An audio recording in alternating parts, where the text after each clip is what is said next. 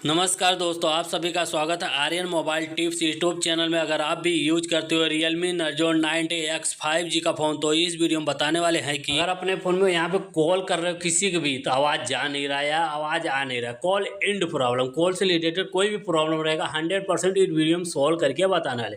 तो phone dollar पे escape करके रखना, जिससे आप कॉल करते हो वो स्केप करके रखोगे। फर्स्ट पे ऐप इन्फो का ऑप्शन मिलेगा, इस पर आप क्लिक करिए। क्लिक करने के बाद आपके सामने ऐसा इंटरफेस होगा। फिर स्टोरेज यूजर्स का ऑप्शन मिलता है, इस पर क्लिक करना। क्लिक करने के बाद ऊपर से चौथा वाला ऑप्शन मिलेगा क्लियर डाटा का, इस पर क्लिक करिए। राइट साइड नीचे मिलेगा डिलीट का, डिलीट वाले ऑप्शन पे क्लिक कर देना। आपका फ़ोन डालर डिलीट नहीं होगा, टेंशन लेने की ज़रूरत नहीं है। इसके बाद पूरा बैक आ जाना। इसके बाद यहाँ पे कॉल करके बात करिए, आवाज़ जाएगा भी, आवाज़ आएगा भी। अगर जिसके फ़ोन में जा नहीं रहा है या आवाज़ आ नहीं रहा है, तो कॉल साउंड प्रॉब्लम है। कोई मोबाइल के नज़दीकी में दुकान पे जाके आप दिखा सकते हैं।